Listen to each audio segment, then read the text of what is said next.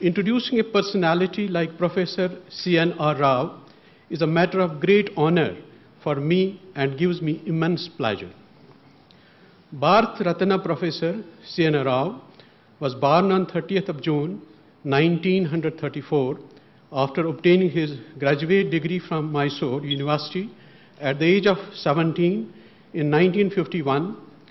Professor Rao joined the Banaras Hindu University, Varanasi, from where he obtained his master's 2 years later. Professor Rao completed his PhD from Purdue University, USA, in a span of just 2 years and 9 months at the age of 24. In 1959, Professor Rao joined IISc Bangalore as lecturer. In 1963, he went to IIT Kanpur as head of the Department of Chemistry. In November 1976, he returned to IISc Bangalore at the invitation of the then director of the institute, Satesh Dhawan, to establish a new department of solid state and structural chemistry, which he did and made IISc his permanent base for professional career. He has been the visiting professor at Purdue University, USA, University of Oxford, University of Cambridge, University of California. He was the Jawaharlal Nehru Professor at the University of Cambridge and Professorial Fellow at the King's College, Cambridge, during 1983 to 1984. He became the director of IISc from 1984 to 1994. Sir, during this period, I happened to be the postdoctoral research fellow at IISc Bangalore in the Department of Aerospace Engineering during 1985 to 1986. Professor Rao was appointed chairman of the Scientific Advisory in January 2005, a position which he had occupied earlier from 1985 to 1989. He is also the director of the International Center for Materials Science. Professor Rao is currently the National Research Professor, Linus Pauling Research Professor, and Honorary President of Jawaharlal Nehru Center for Advanced Scientific Research, Bangalore, which he founded in 1989. Professor Rao is one of the world's foremost solid state and materials chemists. He has contributed to the development of the field over more than 5 decades. His work on transition metal oxides has led to basic understanding of novel phenomena and the relationship between materials properties and the structural chemistry of these materials. Professor Rao was one of the earliest to synthesize two-dimensional oxide materials such as lanthanum copper oxide. His work has led to systematic study of compositionally controlled metal insulator transitions. Such studies have had a profound impact in application fields such as colossal magnetoresistance and high temperature superconductivity. He has made immense contributions to nanomaterials over the last 2 decades, besides his work on hybrid materials. He is the author of around more than 1,500 research papers. He has authored and edited 45 books. Professor Rao serves on the board of Science Initiative Group. Professor C.N.R. Rao has received so many awards and recognitions in his career that it is beyond the scope of my time at this juncture to speak about it. The Government of India has given due recognition to Professor Rao's outstanding contributions. He was the first recipient of India's Science Award in 2005. My wife and I have always loved Kashmir, and it's a great pleasure to be here. I do hope I can contribute some to Kashmir's role in science, Kashmir's role in development in the years to come. I've had many people from Kashmir who have worked in my laboratory, but always be happy to have more. In fact, I've already told your Vice Chancellor and also your department head, anyone they recommend, 2 or 3 people every year, I'll be happy to take care of them at my cost. For 3 months or 4 months, to do whatever work they want to do, particularly in advanced areas. But, in a laboratory like mine, the International Center for Material Science I have is as good as the best in the world. It is at least as good as MIT, Harvard, or University of Cambridge. I have an excellent laboratory. So I'll be happy to not just train, but also make people work. I've had many people from Kashmir who come and publish papers with me and with my other colleagues. But some of them from NIT, from some other places. And I'll be happy to entertain people from Kashmir. Because I would like very much Kashmir to contribute more to science, Kashmir to become center of great creativity and great advance in all spheres of human activity. Today I've chosen a subject which is of a general nature. Normally I don't give too many lectures like this. I give talks on my science. As I told you, I still go on publishing. I still publish, as always, for many years, about 25, 30 papers a year. I still publish that. What is amazing is, although I'm 81 years old, my citations are increasing still. In fact, that is why until it stops, I'll go on therefore. So last year I was told I was cited 6,200 times in 1 year, and my H index has gone up to 121. So it's very nice. So people say, what is this old man doing? This 81-year-old man. And people say, I keep telling them, I'm an old man, but I'm here only to give a tough competition to young people. The only purpose is not because I want to encourage young people. How can I encourage? I can give them all kinds of benefits, all kinds of facilities, give them, which I do. A lot of young people work around me, with me, and all over the country. But give them a competition is another way of encouraging them. They should be at least as good as an old man like me, so that I can give them a tough time. There was only one university in my state, one science college, and one humanities college. If you wanted humanities, you had to send one place, science another place. There is no second college available.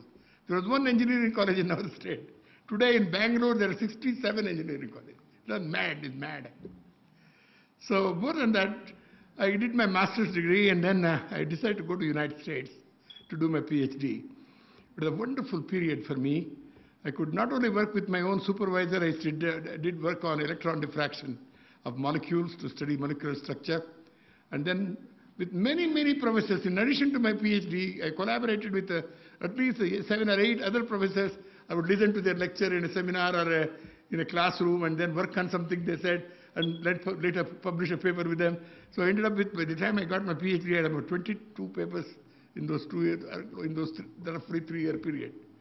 So then I went to Berkeley, University of California, and did my postdoctoral work. That was another wonderful, exciting period. Then I decided to come back to India. There was another story. I had offers of very good faculty positions in the US, but I somehow thought I should come back. Well, I came back. But what did I see at that time? I took, the salaries were terrible. I don't want to mention salaries. What was bad was in the so-called best institute of India at that time, Indian Institute of Science, there was except wax, thread, and beakers and broken test tubes, there was nothing, no equipment. There was no spectrometer or diffractometer. For example, here I was, who had done a lot of work on infrared spectroscopy, NMR spectroscopy. I'm talking about 1950s, 1956, 58, those periods. NMR spectroscopy was just coming up. There are not many papers. I was the first one to study the NMR spectrum of alcohols as a function of temperature, for example. I did many things those days. So here I had this serious problem of what to do in science in Bangalore. So then, I said, let me do something. I borrowed, there was one old spectrometer where you turn knobs, and get every point, you take it down, eventually plot a spectrum. It would take several hours to get one spectrum, the UV spectrum or something. Nothing exciting. But based on that, I did something. Some of those papers became citation classics in spite of that. But more than that, I had to decide on what area I should work on. To do something where I'm still known in the world, though in spite of having bad facilities. Because this is something I'm telling you, because even today, it is faced with many institutions where facilities are not good enough. So that is when I decided to pick this area called solid-state chemistry. But people used to make fun of me. What is this solid state? There is nothing, no subject like that. In fact, that's true. In the entire world, there are not even 10 people working on that. But today, of course, solid state chemistry, which is now become known as chemistry of materials, is such a wide, big field. It is probably one of the major streams of chemistry. In fact, chemistry today is such, there are two main streams. Either it is in chemistry of materials or biological area. Rest of chemistry has become less important today, unfortunately. So I belong, now many people think I'm a great-grandfather of the subject. Started the subject 55 years ago when hardly any subject was there. So this is where I feel this is a very important thing to remember, all the young boys and girls here, because you always have to pick the lonely road. But I don't know whether you remember a poem by Robert Frost. I didn't bring the poem with me. It says, I was going in a lonely wood. I saw the road diverge into two things. One road where a lot of people traveled by, the other one less traveled by. I picked the one which was less traveled by. That has made all the difference. The lonely road is the one to pick the right topic. This is important because that has become so important in my life. I published a lot of papers. I work in all kinds of fields even today. I compete with the rest of the world. And of course, I was always inspired by someone like Michael Faraday those days.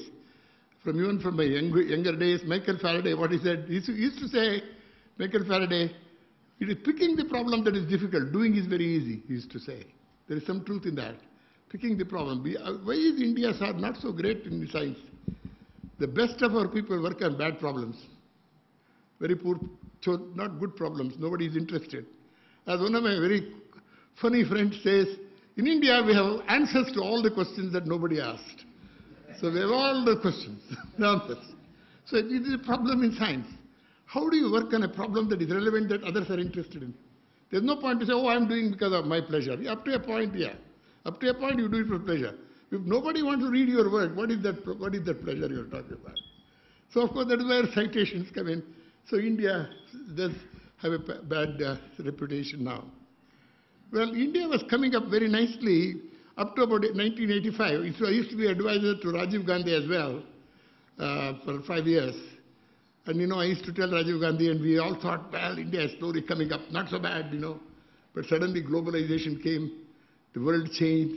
You can buy Mercedes-Benz next door to my house now in Bangalore. Anything you want, everything is available.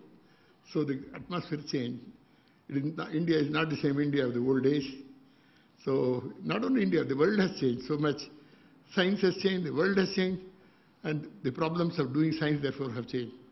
Competition has become very severe. The competition today in science is so severe. For example, for us with China, for every person you count here, there are 1,000 people in China. If not 1,000, at least 100. For example, in the chemistry department in Kashmir, I was just asking Professor Pirzada how many PhD students. He said 40. I was there the other day, last year or year before last year in China, in 2 universities, Fudan University in Shanghai, one or two places. I was like Einstein professor last year in China. And they say, we have 700 students in the chemistry department, PhD students. And I asked in physics department, how many? Oh, I think there are 650 or 800, I don't remember. Everything is number. You don't understand the numbers. How many faculty members in chemistry department? 250 professors. No, it's not. Everybody is counted as professor, assistant professor, the large numbers.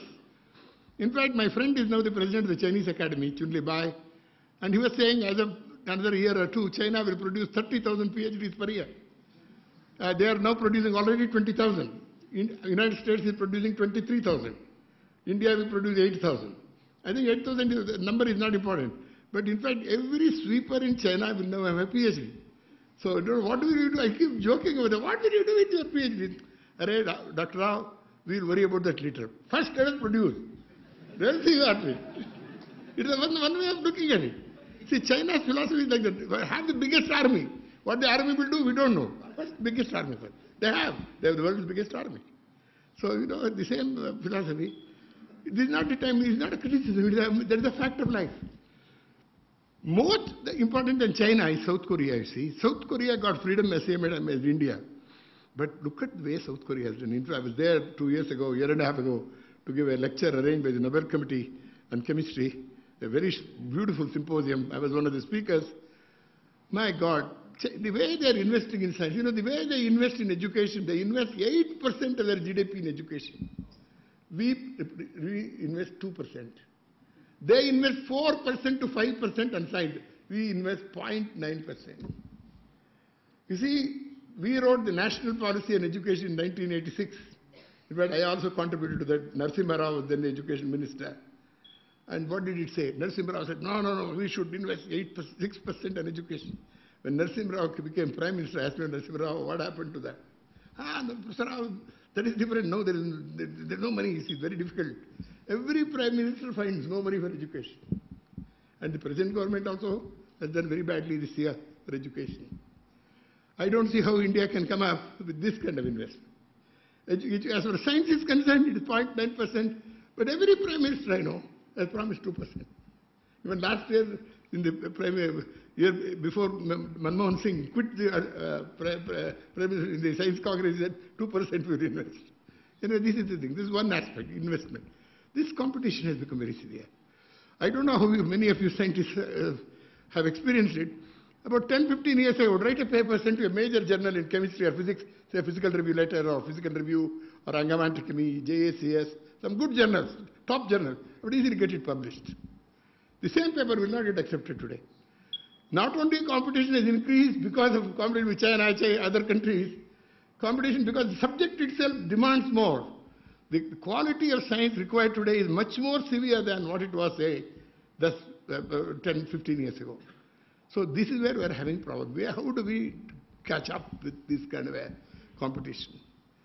Well, I think in addition to competition and difficulty in doing that, in addition to poor investment, I told you, there are many other things that are also bothering India. This is my personal view. For example, what is known as value system of society? What is it you value more in? Well, joke is that if you are an inspector of police, you have more respect than a scientist or a teacher. I think in India, science and education have never got the respect it deserve in the value system. Defense, banking, management, foreign investment, everything. That is the only thing that comes on paper. Nobody talks about science, education, what a wonderful thing we are doing in our children in schools. So we are paying a heavy price for that. That is why you see in India, in the latest rating in education, I don't know whether you know that, they rate different countries and the quality of education, school and college, particularly school education. Number one country is not United States, but Finland. Finland is one country where teachers are highly respected. Very difficult to become a teacher there. Very easy to become an administrator. Here everybody wants to become an administrator. Nobody wants to be a teacher in India. On the other hand, India is where hundreds are way down, so way down, not worth talking about. So this is one thing. And second, what about the quantity of publication, research publication? See, India and China were both contributing 2.5% for the world science about 15 years ago. Both were 2.5%. Today, China has gone almost 15%. India is still 2.5%. So it remains standard, parallel to the x-axis, same thing. They are going there. They are growing so fast, China, they are crossing the curve of the United States. In another year, maybe 2 years, they will beat the United States in quantity of publication, China. Quality, China was, I don't know whether you know this rating, it was given by a friend of mine, Sir David King. He wrote a very fine article in Nature some years ago. He takes the first top 1% of the world's published research. In that, how much is India's contribution? Ours is 0.5%. China was also 0.5% 15 years ago. Suddenly, China is about 6% now, but we are still less than 1%. America is 63%. America produces the best research even today. And this is where China has got a problem. They have increased the quantity, but quality to beat America will take a long time, very long time. But they will do it. They will work very hard. They will work hard. Our problem is different. So we have to not only work hard, change the problems we are working on, invest much more, and somehow compete with all these countries. Our value system has to change. Our society has to respect science and education more. Our governments have to support the same also in a big way. And so, as individuals, how about individuals? Scientists, after all, science is done by individuals. Well, that the Indians are different. Like you may say, are we in India different? Well, I don't know. we are easily carried away by things that I don't know whether we work hard enough. Chinese work very hard working. My God, they work very hard. More than hard working, we have other things. Somehow we're easily tempted by other things. Give an example. In Bangalore, I don't know whether you know that, there are a few 100,000 young boys doing IT. Few 100,000. Last 2 years or 3 years, about 3 million people have been added to Bangalore population in this sector. All kinds of people. And some of them make a lot of money. Of course, they're so much, they're young boys at 35, or after 10 years of working between the age of 24 and 35, they're already dejected with life. They're exhausted. Many of them commit suicide because their life is so. This IT is a very peculiar thing. It doesn't make you happy as a person, human being. It looks like. But anyway, Bangalore is full of these guys. That's why I say Bangalore, I hope you know that we are the capital for suicides. A large number of suicides, about 2,000 suicides last year. Most of them are young people. It is very interesting, amazing sociology. Well, that is not our purpose of talking today about science. The thing is, science would have been a wonderful alternative for some of the brightest people. Some of the brightest people, if they don't take science, what is the future of science? Well, I was a bit worried about it. Slight improvement in the last year or two. Some bright students are coming, particularly the new science institutes were started, ICERS and so on, Indian Institute of Science, undergraduate program. But still, science doesn't get the best of people. Well, many of you may not know, when I used to be in IIT Kanpur, I used to teach undergraduate classes. I used to be in charge of the undergraduate program for some time. Those bright boys I taught those days in IIT, some of the brightest people I've ever met as young people. If 1/3 of them or half of them did something other than selling soap and all that, India would have been a different country. But they enjoy making money, selling soap or whatever. So I think we have a problem of right young people available for science. We have to improve this kind of a contribution to science by young people. And more than that, the young people just working, our human qualities, I don't know whether you know that, I don't know whether how many of you have experienced it. In India, a failure is not tolerated. Anyone fails, my God, everybody will write against you in newspaper, radio, TV, it's all no good and all that. But they never give a chance for a failure.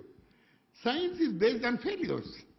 If you do not allow failures, science will not come up. Failure must be accepted. After all, young people make mistakes, even old people make mistakes, anybody can make mistakes.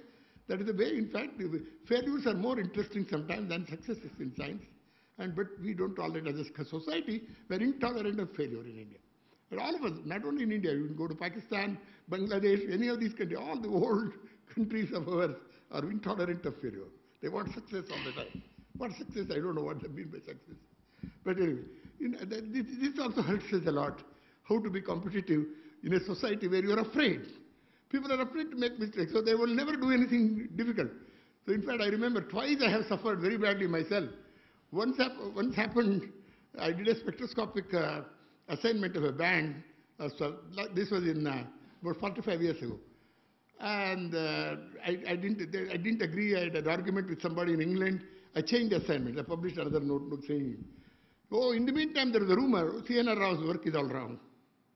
And they didn't say that I corrected. In spectroscopy of that kind, high resolution, like Hertzberg, who got a Nobel Prize, he changed his assignments of one molecule 4 or 5 times sometimes. It becomes necessary and it's not a straightforward thing sometimes. But they don't understand that. For me, what is right, what is wrong, and who is right. It is a very, very cruel country, very cruel. We have to be therefore much more tolerant for particularly young people to make mistakes. And this is where we, people of my generation, have to do a lot for young people. We have to treat young with delicately, with kid gloves, give them all the encouragement, all the support, but at the same time give them a competition. Make sure that we old people are no good, they can't say that. So we have to do that. And unless teachers give everything they have to young students, I don't see how we can bring up the next generation. And that we are not doing enough of that. And young people, of course, need more institutions. They need more good institutions to work in. You see, what has happened is, suppose you take the best of them, from Kashmir or Mysore or Bombay, it doesn't matter. They eventually come back, they want to work. How many institutions are there which are good enough to give them the facilities they require? Our universities are already in a very poverty-stricken condition. So we have to improve the quality of our universities, quality of our institutions, if these young people can work there. Or create new institutions. For example, I feel that Kashmir deserves at least another half a dozen very high-level institutions in science. Kashmir doesn't have any. And many other institutions, Northeast doesn't have any. So I think we should do something to improve and improve the quality of the existing universities. At the same time, create new institutions of high quality in all places of India, so that our boys and girls can work there. That is happening already. Some brilliant people come back, they don't get jobs in IIT, they don't get jobs in university. They write to me, we have a very small department. I try to help as many people as I can, but all of them can't be helped. So what do you do with them? So we're having to create many more institutions in India. Well, anyway, what I have told you is the kind of situation in India. And in addition to that, I also feel sometimes when I'm doing that, I get very, very depressed. When I was very young, I used to get so depressed sometimes because I couldn't do the kind of work I wanted. I would be sleepless nights. I would really suffer a lot. It even ruined my health for a while. But it's long ago. But nowadays, I don't lose sleep that badly. But still, I worry a lot. Sometimes I worry about things like what paragraph I should write in the abstract. I go on constructing sentences in my dreams. First thing in the morning, I go write down what I dreamt of those sentences. I want the exact way to write a paper. I worry about that type of thing nowadays. But when you're young, you get depressed much more because you can't do the kind of things you want. Your hands are tied. Your opportunities are few. So we have to do it. But whenever I went through that, well, I always remembered some great people who did science under very difficult conditions. I mean, those theories have helped me. In India, of course, we have one or two very good examples. I hope you all know J.C. Bose, who did telegraphy. What is amazing about J.C. Bose was he did that work in 19th century, in 1895. He made the discovery of telegraphy in Calcutta, in Presidency College. How did he do that? Even before the discovery of the electron. Electron was discovered in 1897. But before that, he made this. How did he do that? Similarly, Ramanujan, how did he write all the mathematics he did in a miserable place in South India? My God, I had gone there. It was an awful little place. There's nothing there, even now. But these people are amazed, very inspired. Of course, even C.V. Raman. I hope you know this. C.V. Raman, the first few years, he was a Indian Financial Service under the British. So he used to work during the daytime in Nagpur as accounts officer. Evenings, he would go to a science college, do experiments. And he became a fellow of the Royal Society, actually doing work in the experiments in the evening in that college. This is amazing. And even his Nobel Prize was based on working during evenings. During the daytime, he was an accountsman in Calcutta. Evenings, he would work in Indian Association for Cultivation Science. And that work led to the Nobel Prize. These are all wonderful examples. Of course, there are many, many stories like that. Of course, if you take the world of science itself, the greatest example I know is Michael Faraday. Michael Faraday, of course, I hope you all know that if you were to pick one scientist, the greatest scientist of all time, it has to be Michael Faraday. He did so many things in one life. One man sitting alone in the 19th century, he died around 1967 or something. He published 450 papers, wrote single-handedly. He had no assistant, no government grants. How did he do that? He made laws of electrolysis. He did laws of electrolysis again much before electron was ever known.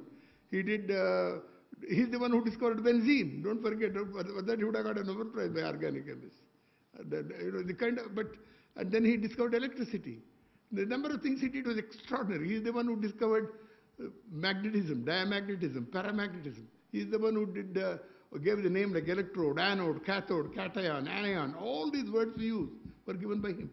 How did he do that? One man.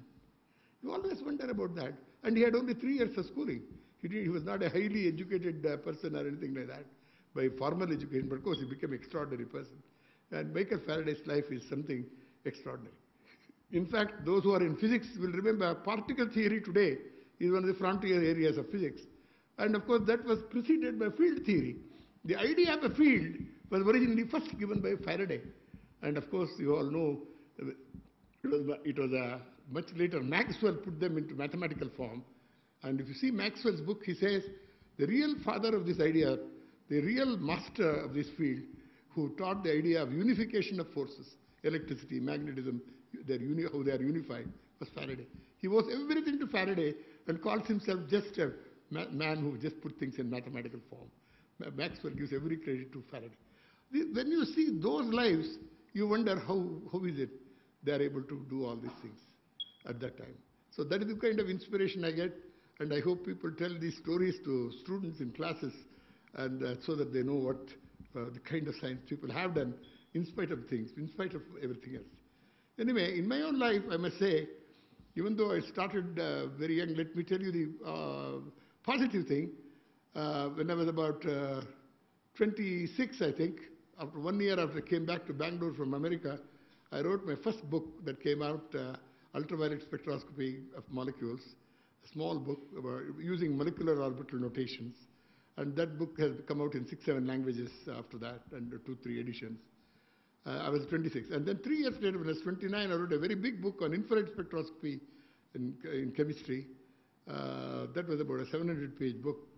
And that is when you see C.V. Raman saw this book and wrote to me, "Dear Dr. Rao," then at that time I had left Bangalore, I was in IIT Kanpur. I got a letter in 1964-65. "Dear Dr. Rao, I've seen your book on spectroscopy. Anyone who can write this book should be a member of the academy in India. So if you don't mind, I will see that you become a member of the academy." Of course, he did that, and I became a member before I was 30. And of course, a year later, I got the first international recognition, namely the Marlowe Medal of the Faraday Society in England. Of course, since then, when I was 34, I got the Bhatnagar Prize. I went on and on, even in a number of prizes. That is not the story. But what I'm saying is, when you keep on doing, sometimes you do get positive things. You do get some recognition from most unknown sources. In fact, I can tell you, I have had no godfather in my life. Whatever has come is God Almighty has given that somehow. That's it. I don't owe thanks to any individual in my life. And that is very nice. And that is one thing, please remember, young people, you always wonder, how do I work in this country? How do I come up? Who will help me out? Well, if you keep working, I'm sure you'll find a way, and somebody will help you. And that may not be always in the form of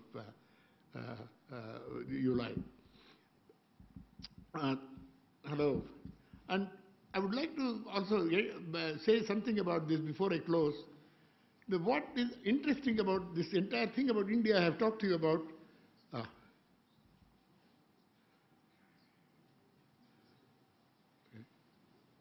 What is interesting about India, I was talking about, is that in India, there is a tendency to feel that we have all the time in the world. But I've already told you we have about personal qualities that are required, how we have to work very hard, etc. That is one thing. We can do everything. But the real problem is the world is moving at a pace that the entire progress of India in science and other spheres too has to be done in a short time. I would say India has to make a big grade in anything at all, at least in science and technology, another 10 to 15 years. It has to become big. Otherwise, I don't see how it will come up very fast, wherever it wants to get. And here there are two aspects to it. Our government and our leaders should know, without science and technology, there is no way India can become a leader in other fields. In fact, people think, we'll become leader in economics, we'll become development, industrial. No, that's true up to a point. That is all short term. Look at what has happened to China. China thought they'll mass produce all kinds of things, manufacturing. But in the end, they said, no, we better invest in science and technology. So they're investing so much in science and technology, they're beating everybody else hollow. They feel they have to leaders in science. They believe those who rule science will rule the world. They believe in that in China. And Singapore was a manufacturing country. About 15 years ago, there was hardly much science in Singapore. In the last few years, the amount of investment Singapore, a little country, one city, is investing science in such a big way. It is unbelievable. They've invited every Tom, Dick and Harry. I shouldn't say that. They are reasonable people. They're not so great, but they're fairly good. From MIT, everywhere, to set up laboratories in Singapore. So many people from America have set up laboratories. Even in fact, I was also asked some time ago, or 7 years ago, whether I would set up a new laboratory in chemistry of materials and be director of that. The startup money of $65 million, and to be given more and more as time goes on. And you can only come 2-3 times a year, but you can continue in India, but you run this lab. I said, no, I would rather be in India. I don't want all those things. But there are so many of my friends who have taken that. Singapore has the large number of visiting scientists, large investment for one city. It is only one city, don't mind. Their investment is enormous in science, really extraordinary, absolutely. So this has to be understood by us, our country. Unless we invest in science, that too in our universities, education institutions, improving the quality, I don't see how we will come up. Therefore, investment becomes therefore very, very important. I gave the example of this mainly because to remember, all our big plans, oh, India will be number one in that, number one in growth and development, unless it has a science and technology base, it cannot be done. I think the base of science and technology is essential for India to become a great country in all the other spheres. So this is something that has to be not forgotten. But this is often forgotten. It is not mentioned anywhere. In fact, recently I even wrote to our Prime Minister and and the Finance Minister. You know, in our budget speech, there is not even a word of science, not even a mention of science or education. Very interesting. And without that, I don't see how India, without giving the due importance of science in everything, at least mention it, heaven's sakes. So I think it would be very dangerous for India to do any other way of planning. So I am a great believer in this. And I think we have to therefore start planning in India of a different kind, where we start improving existing institutions, according to me, particularly universities. I hope you all know that the joke in government now is, oh, how come there is no university in the top 200 in the world, in India? How can there be, with the kind of money they are giving, with this poverty that they are giving us, how can there be top 100? There will never be. You know, as they say in America, if you give peanuts, you get monkeys. It's a famous statement, and that we are getting. So I think we invest so low, our investment is so low in education and science, it's pathetic. See, it is a fraction of 2% of the GDP goes to higher education. It's so small, it is pathetic. Well, I was in 2-3 major institutes recently to give lectures. One institute budget is about $300-400 million, the same size as the Indian Institute of Science. Indian Institute of Science is supposed to be our premier institute. It's nowhere compared to the top institutes of the world. I had gone to MIT to give a major name lecture 2 years ago. Look at MIT, the way they function. They kind of, not only money, MIT, a good professor of MIT produces PhDs, teaches all classes. He also has startup companies coming based on his research. He makes big money, becomes rich.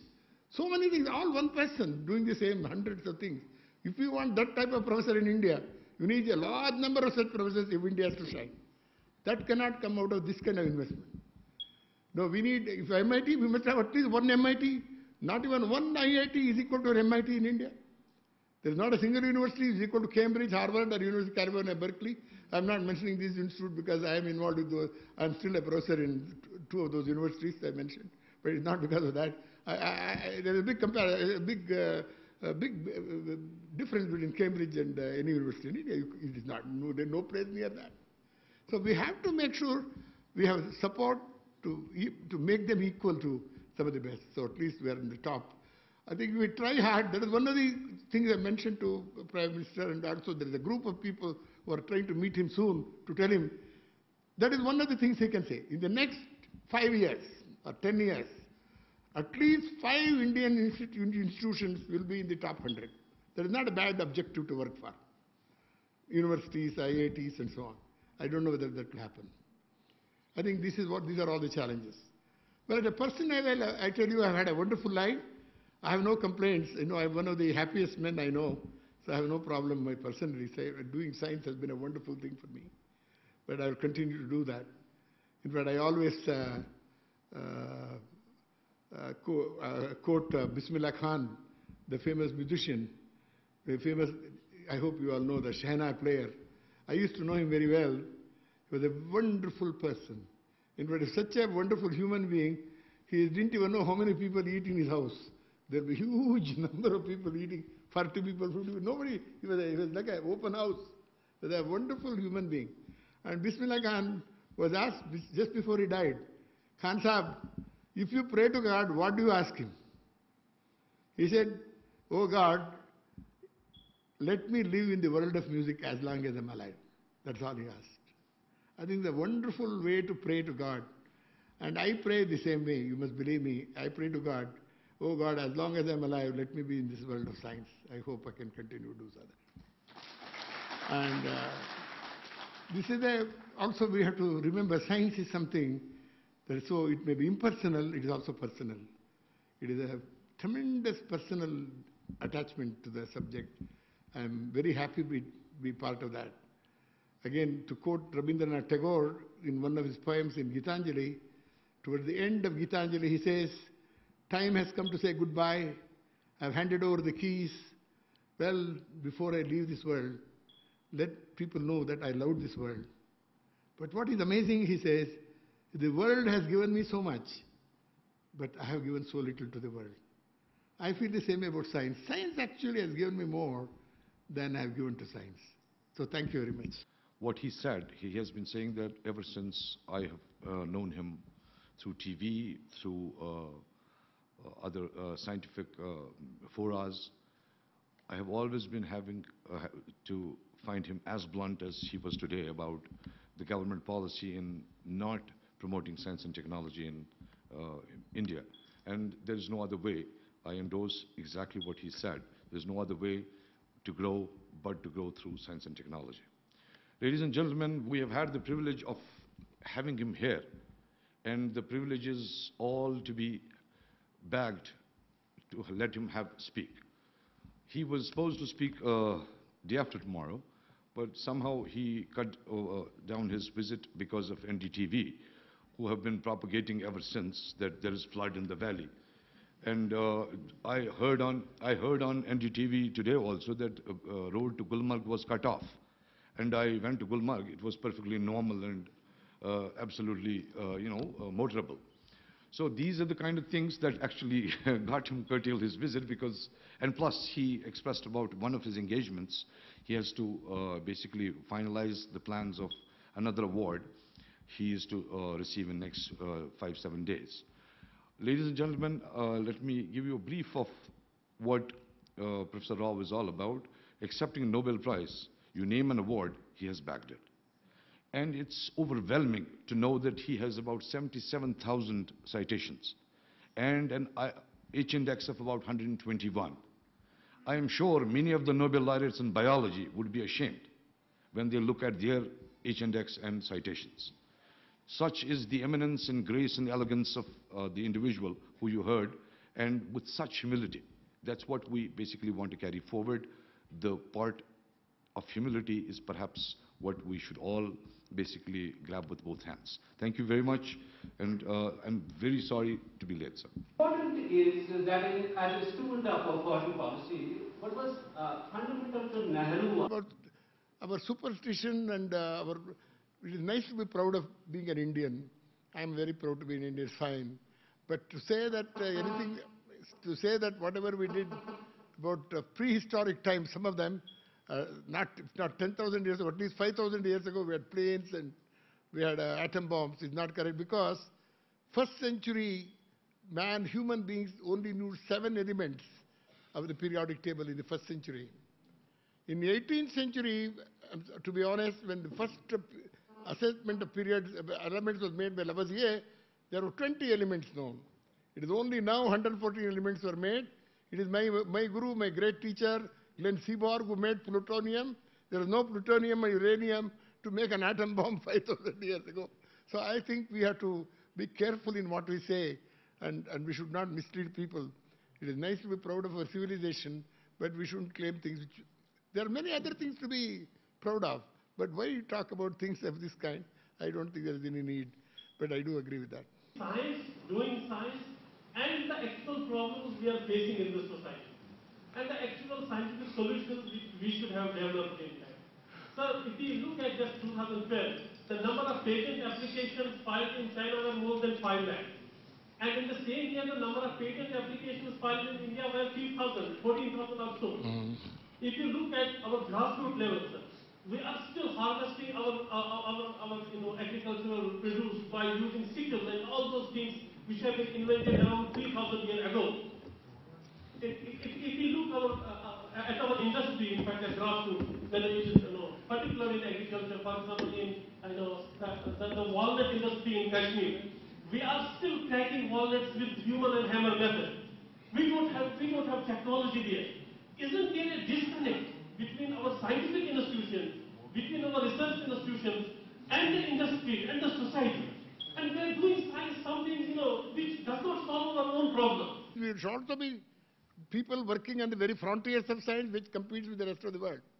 Third, which is equally important, is India should decide in what area we are going to excel and be number one in the world. So all these three areas we should be doing. So there is no disconnect. What has happened is, we have, there has not been enough direction, not enough support, both, and somehow we have not delivered in any of these spheres. In all the three spheres I talked about, we have not excelled. As far as patents is concerned, with the 0.9% investment I told you, to give patents today, I tell you, I've just taken 2 years. I've never taken patents in my life. Many of the things I've done, people have set up a lot of industries in Japan and America. I never bothered. In this life, I'm too old now. I didn't think patents were important. But I could have taken a few hundred patents by now if I wanted. But anyway, I took 2 patents recently, only last year. In fact, a few months ago. In fact, I tell you, patents are very expensive to take the good patent. But even then, to do that also, you need a very highly competitive science today. To take good patent, US patents, international patent. For that, you need to know a quality of science that is competitive again. That is where our investment also does figure. We have to invest a bit more. How can a university take a patent in, say, whether it is chemistry or instrumentation or, let us say, in nanotechnology? For that, you must be able to work in an area in nanotechnology which is as good as what happens in MIT. That has been difficult. Our boys and girls never had an equal opportunity. So we have to see that the government does take care of it. After all, 90% of the funding for science is by the government. It will be so for a while. Our industries have not given anything. That is the criticism I have. We are only criticizing government. What about our industry? I am yet to get my first 5 rupees in my life from any industry. All the funding that is received from India and foreign sources, not India. Now Indian industrialists. Indian industrialists are still giving less than 10% of the GDP for a total of Indian size. It is very bad. So unless both industry and government put together support, many of the things you say will not happen. I was there in South Korea, I told you. In South Korea now, 55% of the investment is industry, 45% is government. China is also roughly 50-50. America has always been roughly 50-50. Here is 95-5 or 90-10. It's ridiculous, actually. So, Ratan Tata is a good friend of mine. So is Mukesh Ambani. But I had to get 5 rupees from Mukesh Ambani for research. In fact, the only person in my life, you may not believe it, I'm in an advisory committee of a sheikh in Emirates. He's a wonderful, very enlightened sheikh, Razal Khaimah. And I got to know him in the advisory committee, and he visited me twice. He flew his plane to Bangalore, saw my lab. He came and said, Professor, what can I do to support this material? He just gave me $4 million to do what I want in science. No, because of that, I've done many things. And many papers of mine, you can see Sheikh Sakar, I would have thanked him. The laboratory I've named after him also, one branch of my lab. No, but what is interesting is this is the kind of lack of interest, not only in science, lack of interest in the total growth of our institutions. Until I want Kashmir University to grow, I want you to grow, I want you to be the best in the world.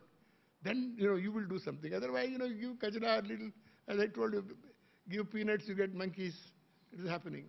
Like, I had a chance to interact with 2 persons in my life. One is Dr. Salam, the Nobel laureate, and more recently, last year, Professor Manjul Bhargava, who got the Fields Medal. I know. So I asked these 2 persons the same question. What about if you would have been in Pakistan or India? Would you be able to get that prize? They said terrible. So this world was enough. That not only infrastructure, but there is another leg. That is the culture and the temperament. Now let me say what is temperament. I go to IITs. The students, they are doing PhD. They say, I ask them, how many years you have been in this PhD?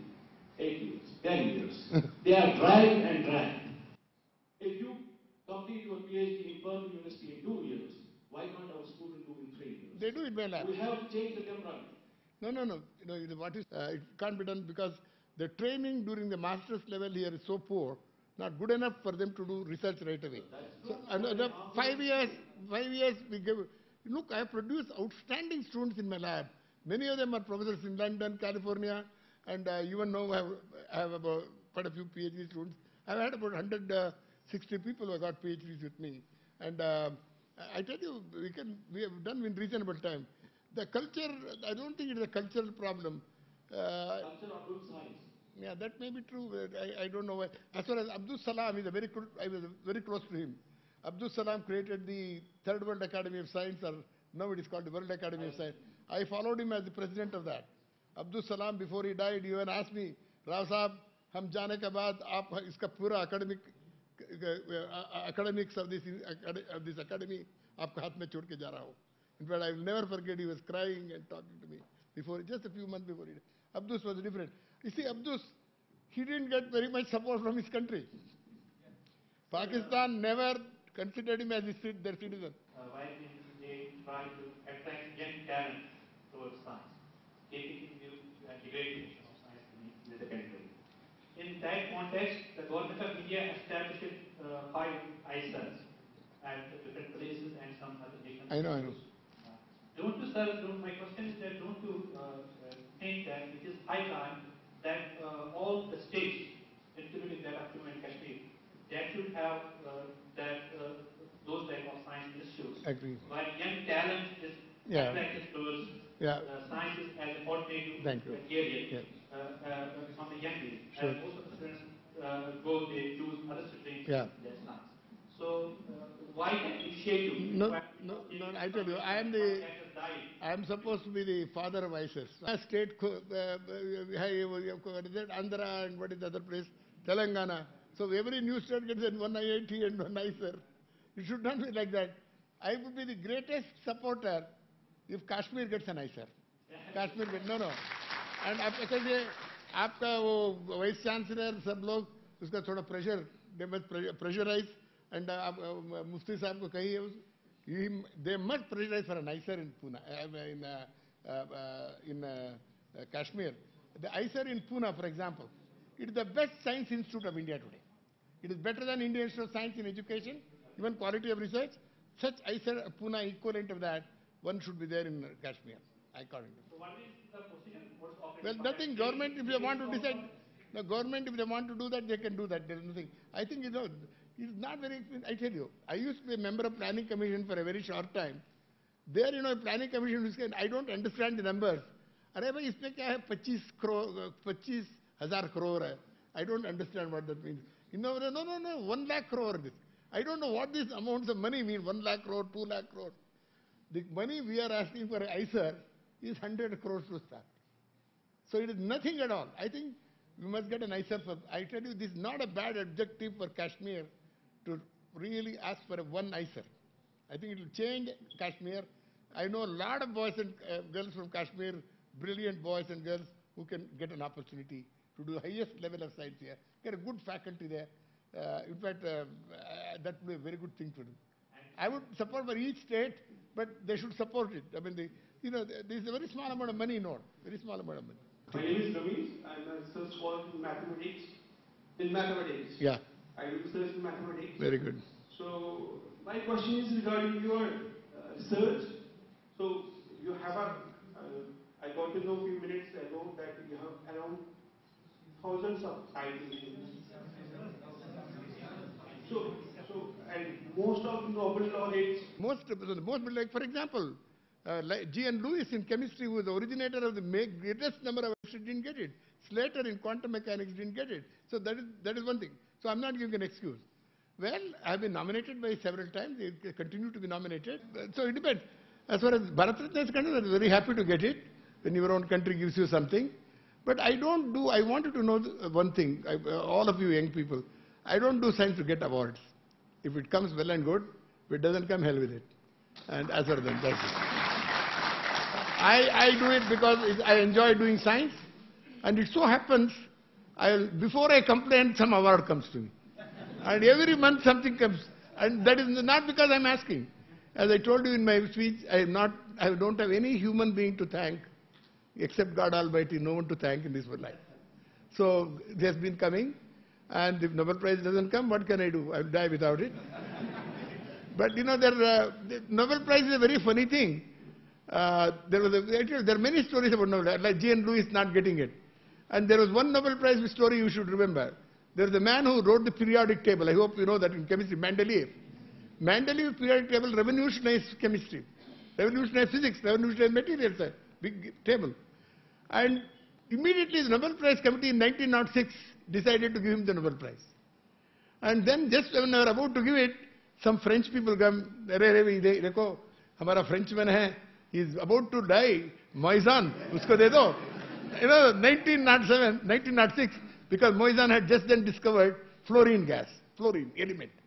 And then Nobel Committee last minute changed it from Mendeleev to Moissan. Oh, Nobel Prize, he got it, within 2 months he died. Moissan. Then 1907, उसको मिलना था, वो Mendeleev को, before that he also died. So it's a very funny fight between life and death. But one thing, I always advise young people, if you want to get a Nobel Prize, be alive for a long time. Better than me doesn't, but basically, we are from the developing countries. No, not only we. Look at Africa. What about Africans? They're worse than, Bangladesh, Pakistan, all of us.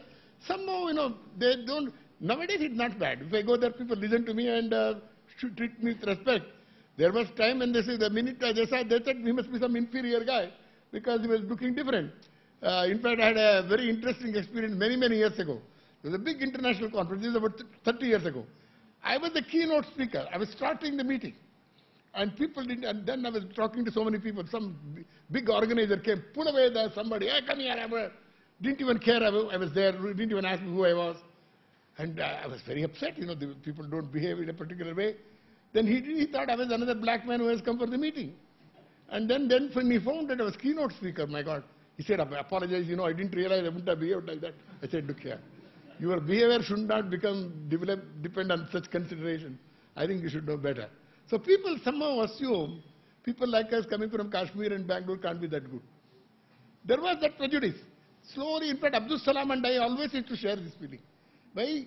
Developing countries say, how? You are paying a price for it. Things have changed. India has had no Nobel Prize after the Indian freedom, right? C.V. Raman got in 1930, iska baad kisi ko nahi mila. Literature, Rabindranath Tagore also 101 years ago. Nobody has got. Doesn't mean there has been no one.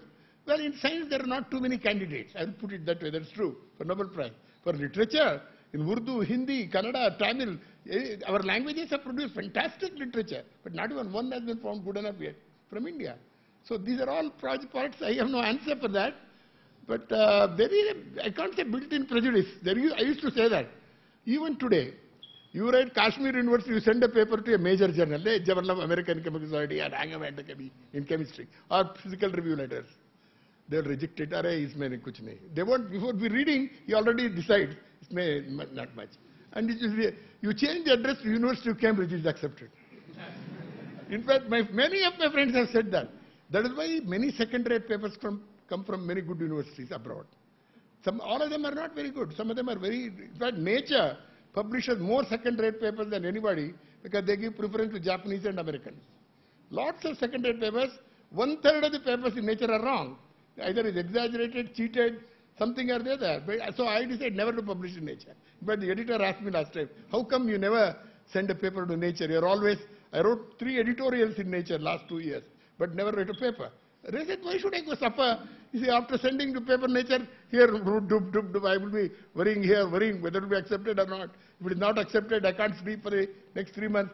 If it is accepted, one young boy published recently a Nature paper in India. Next 2 years, it doesn't work. He is so happy 2 years. I, on behalf of the Department of Chemistry, University of Kashmir, feel highly honored to present the vote of thanks on the occasion of the visit of distinguished and decorated Professor C.N.R. Rao, GSc, Bharat Ratna, and a fellow of Post of International Scientific Society to our department. Sir, with the faculty, the research scholars, the PhD students, as well as the non-teaching staff of the department, all feel highly privileged and elated by this. Your visit will be remembered by us as an honor and will act as a feather in the cap of the department to be proud of and shall serve as a beacon light for all the new entrants to this department. Sir, with the faculty in the Department of Chemistry, have been ever, as students and now as teachers, of your name and fame, as a researcher, scientist, teacher, author, and administrator. And now this visit of yours has made it possible for us to interact with you personally, listen to your thoughts, and advice based on your vast experience and scientific pursuits. We are indeed enlightened by your speech, which you have just given here, and the interaction session particularly was very wonderful, and everyone has enjoyed it, really. And we record our appreciation and pay our thanks for the same from the depths of our hearts. More so, our scholars and students must have enjoyed your lecture and become much wiser and highly enthused. Last but not the least, the research scholars and the teaching and scientific communities of the country are highly indebted to you for being in the forefront for advocating and getting a substantial height in their emoluments and research grants, thereby enhancing their living and academic standards. The Department of Chemistry is highly thankful to you and Mrs. Rao for donating about 300 copies of 2 books, Understanding Chemistry and Chemistry to the department for distribution among the 10+2 level students who participated in chemistry competitions during the International Year of Chemistry 2011. We have to pay our special thanks to Director UNMRC and his colleagues for providing the facilities of the auditorium and other facilities which have made this lecture possible here, because unfortunately we lack such a facility in our own department, and hope that facility will come up in the future.